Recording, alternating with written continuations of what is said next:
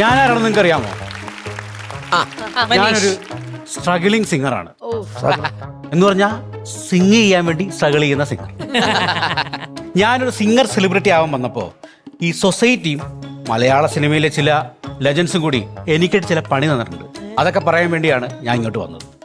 Welcome. നമ്മുടെ Hariharan സാറില്ലേ, legendary singer, അദ്ദേഹവും ഞാനും സ്റ്റേജിൽ പാട്ട് പ്രസന്റ് ചെയ്യുന്നത് ഒരേ രീതിയിലാണ്. സത്യമായിട്ടും നിങ്ങൾ ശരിക്കൊന്ന് സൂക്ഷിച്ചു നോക്കിയേ. അദ്ദേഹം പാടിയ ചിത്രത്തിലെ സിനിമാ പാട്ടുകൾ ഒരിക്കലും അതേപോലെ തന്നെ സ്റ്റേജിൽ പാടാറില്ല.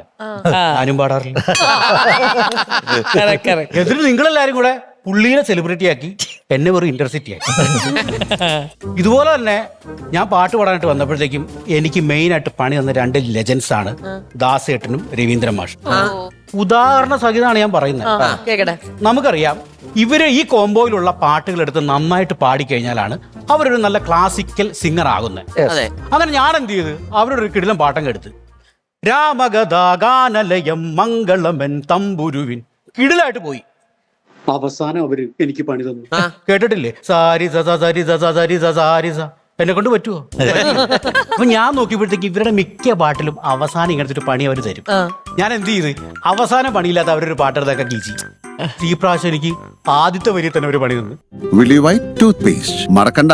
Brush before bed with Willy White toothpaste. ഞാൻ കഷ്ടകാലത്തിന്റെ എടുത്തത് ഗംഗേ, ശ്വാസം പോലും കിട്ടിയില്ല. അപ്പൊ എനിക്ക് മനസ്സിലായി ആദ്യവും അവസാനം ഒരു പണി വെച്ചിട്ടുണ്ടാവുന്നു. അങ്ങനെ ആരെന്ത് ചെയ്ത് ആദ്യം അവസാനം ഇല്ലാത്ത ഹരിമുരളി ഒരിടത്തൊക്കെ ഈസി. ആദ്യവും കുഴപ്പമില്ല, അവസാനം കുഴപ്പമില്ല, നടുക്ക് തേക്കെടുക്കുന്നു. മധുമൊഴി രാധ മധുമൊഴി രാധേ നിന്നെ തേടി. എന്നെ കൊണ്ട് പറ്റുമോ? പറ്റില്ല. അങ്ങനെ ഞാൻ ഇവരുടെ അപ്പൊ എനിക്ക് ചെറുതായിട്ട് അവരോട് അസൂയം കുശുമ്പും കുന്നായ്മയൊക്കെ ആയി. ഞാനിങ്ങനെ പാട്ട് പഠിച്ചുകൊണ്ട് വന്നപ്പോഴത്തേക്കാണ് പറഞ്ഞത് ഈ ദാസേട്ടനും രവീന്ദ്രൻ മാഷും കൂടെ ഉണ്ടല്ലോ നമ്മളെ പാടി പറ്റിച്ചിട്ടുണ്ട്. ഉദാഹരണ സഹിതം ഞാൻ കേൾപ്പിച്ചു തരാം. സ്നേഹരാഗലോലമോ നീലാവിൻ കാവ്യമോ മധുപകരുമൊരമൃത തരള ശ്രുതിലയ സുഖലളിത ഗാനമോ. ഞാനൊരു കാര്യം ചോദിക്കട്ടെ, ഒരു ലളിത ഗാനം എന്ന് പറയല എന്തായിരിക്കണം? ലളിതമായിരിക്കണം. മധുപകരുമൊരമൃത തരള ശ്രുതിലയ സുഖ ലളിത, അത് ഇവിടുത്തെ ലളിത ഗാനം. അത് സങ്കീർണ ഗാനമാണ്. ഇതാ ഞാൻ പറയാം ഒരു പറ്റിച്ചിട്ടുണ്ട്. അതുപോലെ തന്നെ നിങ്ങൾക്കറിയാം ദാസേട്ടൻ കഥാപാത്രത്തിന്റെ മാനസികാവസ്ഥയും ശാരീരികാവസ്ഥയും ഉൾക്കൊണ്ടുകൊണ്ടാണ് പാട്ടുകൾ പാടുന്നത്. പക്ഷെ ഞാൻ ഈ അടുത്ത് പാടാൻ പോണ പാട്ടുണ്ടല്ലോ, അദ്ദേഹം അങ്ങനെയല്ല പാടിയേക്കുന്നത്. അതേത് പാട്ട്? കേട്ടു വയ്ക്കോ. പലവട്ടം പൂക്കാലം വഴി തെറ്റിപ്പോയിട്ടെന്നൊരു നാളും പൂക്കാമാം കൊമ്പിൽ. ശരിക്കും ആ പാട്ട് അങ്ങനെയല്ല പാടേണ്ടത്. കഥാപാത്രത്തെ ഉൾക്കൊള്ളുവാണെങ്കിൽ പലവട്ടം പൂക്കാലം വഴി തെറ്റിപ്പോയിട്ടും ഒരു നാളും പൂക്കാമാം കൊമ്പിൽ. എൻ്റെ അമ്മച്ചി ആ സീൻ നിങ്ങൾക്ക് അറിയാമോ? അല്ലിയുടെ സൈക്കിൾ എടുത്ത് ഭീഷണിയെ വെച്ചോണ്ട് 70 കിലോമീറ്റർ അങ്ങോട്ടും ഇങ്ങോട്ടും സൈക്കിൾ കെട്ടിക്കഴിഞ്ഞാൽ പാട്ട് പാടാൻ പോയിട്ട് മൂളാൻ പോലും. ഇതാ ഞാൻ പറഞ്ഞ പുള്ളി പറ്റിച്ചിട്ടുണ്ട്. അടുത്തൊരു ലെജൻഡ് ഉണ്ട്, ഗിരീഷ് പുത്തഞ്ചേരി, റൈറ്ററാ. ഞാൻ ഇവരെ കുറിച്ചൊക്കെ പറയുമ്പോൾ നിങ്ങൾ വിചാരിക്കും എനിക്ക് ചാൻസ് തരാത്തത് കൊണ്ട് ഇവരോടുള്ള അസൂയാണെന്ന്. അല്ല, ഈ ഗിരീഷ് പുത്തഞ്ചേരി ശരിക്കും പറഞ്ഞാൽ നമ്മളെ തെറ്റിദ്ധരിപ്പിക്കപ്പെട്ടിട്ടുണ്ടെന്നേ. ഒളിച്ചു കടത്തും പുള്ളി ചില സാധനങ്ങൾ. ഒരു ഹൊറർ സാധനം എടുത്തിട്ട് പുള്ളി റൊമാൻസ് ആണെന്ന് പറഞ്ഞ് നമുക്ക് തന്നിട്ടുണ്ട്. ഹൊറർ ബീജിയം ഞാൻ കാണിച്ചു തരാം. ഹൊറർ ബീജിയം കേട്ടാ.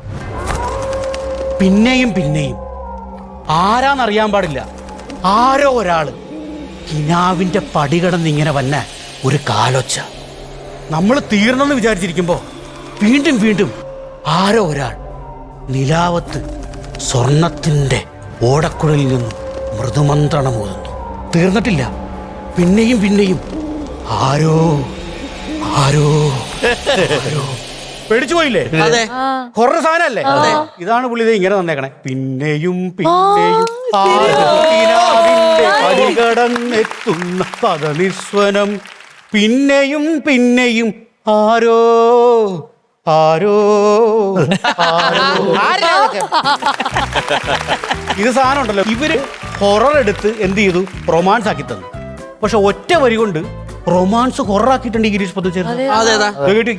ചന്ദനജാലകം തുറക്കൂ നിൻ ചെമ്പകപ്പൂ മുഖം വീടർത്തു അഴകൊഴിയും മിഴികളുമായി ഒരു മാത്ര എന്നെയും ക്ഷണിച്ചു.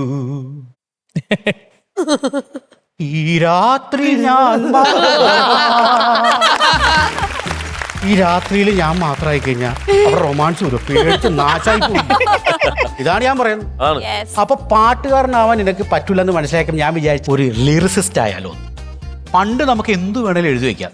കറുത്ത പെണ്ണേ കരിങ്കുഴലി, അതുപോലെ തന്നെ കറുത്ത തോണിക്കാരാ, അതുപോലെ തന്നെ കിഴക്കേ മലയിലെ വെണ്ണിലാവൊരു ക്രിസ്ത്യാനി പെണ്ണ്. ഇതൊക്കെ പണ്ട് എഴുതായിരുന്നു. ഇപ്പൊ എങ്ങനെ എഴുതുവാണെങ്കിൽ കളറ് പറഞ്ഞ് മതം പറഞ്ഞ് നല്ല വീക്ക്. ഞാനെന്ത് ചെയ്യുന്നു പറഞ്ഞാൽ ഇതെല്ലാം കൂടെ കൂട്ടിക്കളിക്കി ചുമ്മാ സോഷ്യൽ മീഡിയയിൽ ഒരു കീച്ചങ്ങ കീച്ചി പൂരത്തെറി എന്നെ ആൾക്കാർ. എനിക്ക് കലിയിട്ട് ഞാനും കുറെ തെറി അങ്ങോട്ട് പോകും. എന്റെ തെറിയുടെ ലെവൽ കണ്ട് ഒരുത്തും ചോദിക്കുക റാപ്പർ ആവാനുള്ള മൈൻഡാണോ എന്ന്. അപ്പോഴാണ് ഞാൻ വിചാരിച്ചേ ഈ റാപ്പറായ ഒരു ഗുണമുണ്ട്, ബീപ്പ് ഇല്ലാതെ എന്ത് വേണേലും വിളിച്ചു പറഞ്ഞു. ആ പിന്നെ റാപ്പർ ഉണ്ടെങ്കിൽ എന്നെ കുഴപ്പമെന്ന് വെച്ചാല് കുഴപ്പമില്ല, ഒരു ഗുണം എന്ന് വെച്ചാലേ ആഴ്ചയിൽ നമുക്കുള്ള കണ്ടന്റ് നമുക്കെതിരെയുള്ള FIR തന്നെ കിട്ടും. പിന്നെ ശരിക്കും റാപ്പർ എന്ന് പറഞ്ഞാല് വിറകടുപ്പ് പോലെയാ, കുറച്ച് പുകയൊക്കെ ഉണ്ടേലും നല്ല സ്ലോ കുക്ക് ചെയ്ത് നല്ല സാധനം കിട്ടും. ഈ പുക എന്ന് പറഞ്ഞു കഴിഞ്ഞാ ആ പുകയല്ല, പൊളിറ്റിക്കൽ കറൻസ്, അതിന്റെ ഷോർട്ട് ഫോം. കാരണം പാട്ട് വെച്ച് ഞാൻ ദൈനംദിന കാര്യങ്ങൾ ചെയ്തു തുടങ്ങി. കാരണം എനിക്ക് കഴിഞ്ഞ ദിവസം എൻ്റെ കണ്ണിൻ്റെ ഇവിടെ ഭയങ്കരമായിട്ടൊരു തുടിപ്പുണ്ടായി. ഞാൻ ഡോക്ടറോട് കാര്യം പറഞ്ഞ് പാട്ട് ഉപയോഗിച്ചാ എന്തിനാ ഇടം കണ്ണിൻ തടം കുടിച്ചു. അപ്പൊ ഡോക്ടർ ചെക്ക് ചെയ്തിട്ട് പറയുവാണേ നിനക്ക് കണ്ണിക്കേടാണ്. എന്നിട്ട് എന്നെ ഉപദേശിച്ചത് ഡോക്ടർ സെയിം വൈബ് പാട്ടിലൂടെ തന്നെ. കണ്ണോട് കണ്ണോരം നോക്കിയിരിക്കല്ലേ, കാണാമറയത്ത് ഒളിച്ചാലും ഇല്ലെങ്കിൽ പകരൂന്ന്, കണ്ണു പകരൂ. എന്നിട്ട് പുള്ളി ഒരു ഉപദേശം കൂടെ, ഈ കണ്ണു സൂക്കേടുള്ളപ്പോ ഒരിക്കലും ഈ പാട്ട് പാടരുത്. ഏത്? കണ്ണും നോക്കിയാൽ കോളെ കൊള്ളും മാഫിയ, അതും പകരൂന്ന്. ശരിക്കും പറഞ്ഞാൽ അത് തന്നെയാണ് ഈ പാട്ട്. ശരിക്കും പറഞ്ഞാൽ എല്ലാ പാട്ടും എപ്പോഴും ഒന്നും പാടാൻ പറ്റുമൊന്നുമില്ല. ഈ പാട്ട് വെച്ച് നമുക്ക് ഡയറ്റ് പ്ലാൻ ചെയ്യാം. അതായത് ഷുഗർ ഉള്ളവർ ഒരിക്കലും ഈ പാട്ട് പാടാൻ പാടില്ല. മധുരം ജീവാമൃത ബിന്ദു. എന്നാന്ന് വെച്ചാൽ മധുരം ഷുഗർ ഉള്ളവർക്ക് ജീവാമൃത ബിന്ദു അല്ല, താഞ്ഞു. അടുത്തത് കൊളസ്ട്രോൾ ഉള്ളവർ ഈ പാട്ടുണ്ടല്ലോ പാടാൻ പോയിട്ട് കേൾക്കാൻ പോലും പാടില്ല. അയല വറുത്തതുണ്ട്, കരിമീൻ പൊരിച്ചതുണ്ട്, കൊടംപുളിയിട്ട് വെച്ച നല്ല ചെമ്മീൻ കറിയുണ്ട്. കൊതി വരും. പക്ഷെ ലോകത്ത് ഏറ്റവും കൂടുതൽ കൊളസ്ട്രോൾ ഉള്ള പാട്ടാണ്. കാലാവസ്ഥ നോക്കി പാടേണ്ട ചില പാട്ടുകളുണ്ട്. നല്ല മഴക്കാലത്തൊക്കെ ഉണ്ട്, തുലാമാസത്തിലൊക്കെ ഈ പാട്ട് പഠിക്കാൻ പണി കിട്ടും. മിന്നലേ മിന്നലേ താഴെ വരൂ വന്നാ എന്റെ പൊന്നുമോനെ ബാക്കി ഉണ്ടാവില്ല. അതുപോലെ ചില പാട്ട് പാടിയുണ്ടല്ലോ നമുക്ക് ആ പാട്ടിലുള്ള പോലെ തന്നെ നമ്മുടെ ജീവിതത്തിൽ സംഭവിക്കും. എനിക്കങ്ങനെ സംഭവിച്ചിട്ടുണ്ട്. ഞാൻ സ്ഥിരം പാടിക്കൊണ്ടിരുന്ന പാട്ടാണേ ഉണ്ണി വാവാവോ പൊന്നുണ്ണി വാവാവോ. പാടി പാടി എന്റെ മേത്തോട് ഉണ്ണികളായി. അപ്പൊ കുറെ ഉണ്ണികളായപ്പോ ഞാൻ എന്ത് ചെയ്യാന്നറിയാമോ, ഞാൻ പിന്നോട്ട് പോയില്ല. ഉണ്ണികളെ ഒരു ഈ പുല്ലാങ്, അങ്ങനെ പാട്ട് പാടിയാനൊക്കെ ജീവിക്കുന്നു. പിന്നെ ഈ പാട്ട് വെച്ചിട്ട് നമുക്ക് അപകടകരമായ ചില മുന്നറിയിപ്പുകൾ കൊടുക്കാൻ പറ്റും. ഈ പാട്ടുണ്ടല്ലോ, ഈ അടുത്ത പാട്ട്, പ്രൈവറ്റ് ബസ്സുകാർ നല്ല വീശി വിളക്കണ പ്രൈവറ്റ് ബസ്സുകാർ നോട്ട് ചെയ്തു, അവർക്ക് യൂസ് ചെയ്തു. അയ്യോ അയ്യോ പിടിച്ചിരിക്കി പൊന്നെ പിടിച്ചിരിക്കി, എന്നവോ പിടിച്ചിരിക്കി. പിടിച്ചിരുന്നില്ലെങ്കിൽ അവന്മാര് വീശുമ്പോഴത്തേക്കും നിങ്ങൾ തലകുത്തി. അതുപോലെ തന്നെ ഇപ്പൊ ഞാൻ എന്താ ചെയ്യണമെന്ന് പറഞ്ഞാൽ ഈ പാട്ട് വെച്ചിട്ട് കൊച്ചു കുട്ടികൾക്ക് മോട്ടിവേഷൻ അതുപോലെ തന്നെ അക്ഷരങ്ങൾ പറഞ്ഞു കൊടുക്കുക, അങ്ങനെയൊക്കെ ചെയ്യുന്നതാണ്. ഈ നമുക്കറിയാം കൊച്ചു കുട്ടികളോട് നമ്മൾ എപ്പോഴും പറയുന്നതാണ്, നിങ്ങൾ ചോദ്യങ്ങൾ ചോദിച്ചു വളരണം. ഇഷ്ടംപോലെ ചോദ്യങ്ങൾ ചോദിക്കണം. എങ്ങനെ ചോദ്യങ്ങൾ? ഈ പാട്ട് പോലെ പള്ളിത്തേരുണ്ടോ, ചതുരംഗക്കളമുണ്ടോ, ഡയന ആമ്പൽക്കുളമുണ്ടോ, തിരുതാലിക്കല്ലുണ്ടോ, താലത്തിൽ പൂപ്പട കൂട്ടാനായി അഖിൽ ബ്രോ കന്യകമാരായിരം എന്നോ മലാളെ കൂടെ കണ്ടു. എന്തോരം ചോദ്യങ്ങളാ ഇങ്ങനെ ചോദിച്ചോണ്ടിരിക്കണം. ഉത്തരവൊന്നും കിട്ടാൻ പോലുള്ള എന്നാലും ചോദിച്ചോളാം. അതുപോലെ തന്നെ ഉള്ളത് കൊണ്ട് നമ്മൾ ഓണം പോലെ ചെറിയതായിരിക്കും നമ്മുടെ ഉള്ളത്, അതങ്ങ് വിസ്തരിച്ച് നമ്മളങ്ങ് യൂസ് ചെയ്തോളാം. കേട്ടിട്ടില്ലേ? സുഖമോ ദേവി സുഖമോ ദേവി സുഖമോ ദേവി സുഖമോ. ഒറ്റ വാക്കുണ്ട് ഒരു പല്ലവി അങ്ങ് അടുത്തത് കൊച്ചു കുട്ടികൾക്ക് നമുക്ക് ഇംഗ്ലീഷ് ലെറ്റേഴ്സ് പാട്ട് ഉപയോഗിച്ച് പഠിപ്പിക്കാൻ പറ്റും. ആ കൊച്ചു പിള്ളേരുടെ കാര്യമാണ്, ഇവരുള്ളവർക്ക് മനസ്സിലാവും. നിനക്ക് പറ്റിയ ഏറ്റവും ഞങ്ങക്ക് പഠിക്കാനുള്ളതാ പിള്ളേരെന്ന് പറഞ്ഞു. തുടങ്ങാം. വാദാ പിഗണപദേഹം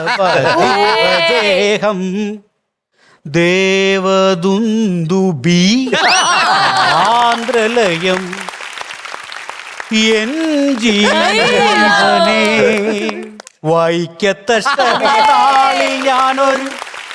അടുത്തത് നമ്മളിൽ പലർക്കും ആവശ്യമുള്ളതാണ്. നമ്മൾ വാട്സപ്പിൽ താല്പര്യമില്ലാണ്ട് മെസ്സേജ് അയക്കുമ്പോഴത്തേക്ക് ഒരു സാധനം യൂസ് ചെയ്യില്ലേ, അതിനുവേണ്ടി നമുക്ക് ഒരു പാട്ടിന്റെ ഹമ്മിങ് യൂസ് ചെയ്യാൻ പറ്റും.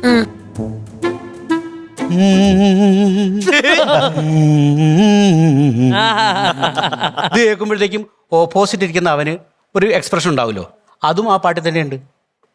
ഓ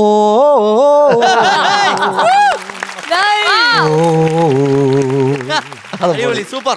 ഇനി വാട്സപ്പിലൂടെ ഒക്കെ വളച്ച് നമ്മൾ കല്യാണം കഴിച്ച് കഴിയുമ്പോഴത്തേക്കും ദാമ്പത്യത്തിലേക്ക് കിടക്കും. ഇനി ദാമ്പത്യത്തെ കുറിച്ച് നമുക്ക് പാട്ടിലൂടെ കുറച്ച് കാര്യങ്ങൾ പറയാനുണ്ട്. പഴയകാല ദാമ്പത്യവും പുതിയ കാല ദാമ്പത്യവും നമുക്ക് പാട്ടിലൂടെ വരച്ച് കാണിക്കാൻ പറ്റും.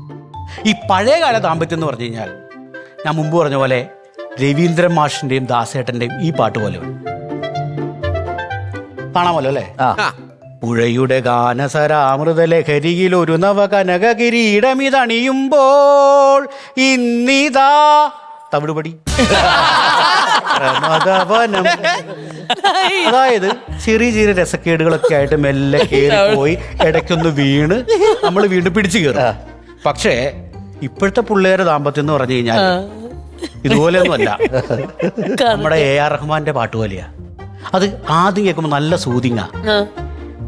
വായ്പേസവേ വായ്പില്ലയേ വലി തീരെ വഴിയുന്നു, നല്ല സ്മൂത്താണ്. പെട്ടെന്ന് ഗമപാപാരി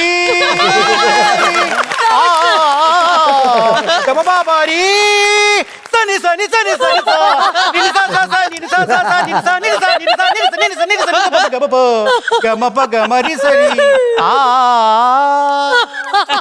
എങ്ങനെയെങ്കിലും ഒക്കെ അങ്ങ് പോവും, ഞാനും എങ്ങനെയെങ്കിലും ഒക്കെ അങ്ങ് പോവും. പോട്ടെ.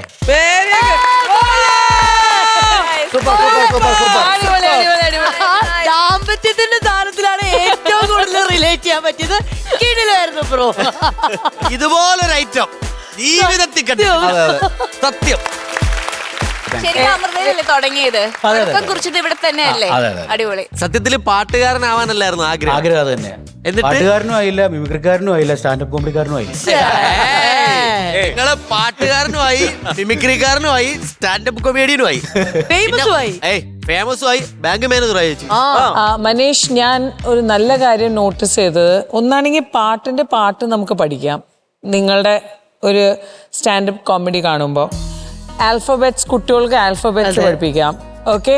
പിന്നെ ഒരു കാര്യം നമ്മൾ വിഷ്വൽ മീഡിയം എന്ന ബെസ്റ്റ് വേ ഒരാളെ ഉള്ളിൽ ഇങ്ങനെയാണ് നമ്മൾ ആഴത്ത് നമുക്ക് ഒരാളെ ഒരു മെസ്സേജ് കൊടുക്കണമെങ്കിൽ ദ ബെസ്റ്റ് വേ. അപ്പോൾ ഓരോ കാര്യങ്ങളും, ഓരോ പാട്ടുകളും, ഓരോ രീതി, the way you have. Because എനിക്ക് എൻ്റെ സ്കൂൾ ഡേയ്സാണ് ഓർമ്മ വന്നത്. ഞാൻ സത്യം പറഞ്ഞാൽ എൻ്റെ അച്ഛൻ ഇങ്ങനെയൊക്കെയാണ് എന്നെ പാട്ട് പഠിപ്പിച്ചത്. പണ്ടത്തെ ഓൾഡ് സോങ്സ്.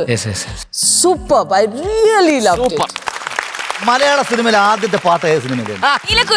അല്ല, മനീഷ് അറിയാമോ? മനീഷ് ബാലനിൽ പാട്ടുണ്ടെന്ന് അറിയില്ല. ബാലനല്ല മോനെ, നിർമ്മല എന്ന സിനിമയിലാണ് ആദ്യമായിട്ട് ഒരു പ്ലേ ബാക്ക് പിന്നണി ഗാനം വരുന്നത്. നിർമ്മല എന്ന സിനിമയിലാണ് 1948. ആ പാട്ട് ഏതാണെന്ന് എനിക്ക് പറഞ്ഞൊന്നുണ്ടായിരുന്നു, പക്ഷെ ഇവിടെ റേഞ്ചിന്റെ ചെറിയ പ്രശ്നമുണ്ട്. പാടിയതാരാന്നറിയോ? അതൊക്കെ എനിക്ക് ചേച്ചി ഇതെല്ലാം എനിക്ക് നോക്കണമെന്നുണ്ട്. റേഞ്ച് കുറവുള്ളതുകൊണ്ട് ഞാൻ അഖിലിന്റെ കൂടെയാണ്. റേഞ്ച് ഉണ്ടാകുന്ന ഞാൻ പൊളിച്ചനെ. ഈ ഓണമായിട്ട് നമ്മുടെ പ്രേക്ഷകർക്ക് എല്ലാ ഓണത്തിനും നമുക്ക് എന്തെങ്കിലും പുതിയത് വാങ്ങിക്കൊടുക്കുക, അങ്ങനെ പരിപാടി ഉണ്ട്, ഓണക്കോടിയൊക്കെ. അതുപോലെ നമ്മുടെ കോമഡി മാസ്റ്റേഴ്സിന്റെ പ്രേക്ഷകർക്ക് ഈ ഓണമായിട്ട് നമ്മൾ പുതിയതായിട്ട് കൊടുത്തതാണ് മനീഷിന്റെ musical standup comedy. Thank you, Manish. Thank you so much. ഇനിയും വരണം. We're waiting for that. Yes. Okay? Comedy Masters.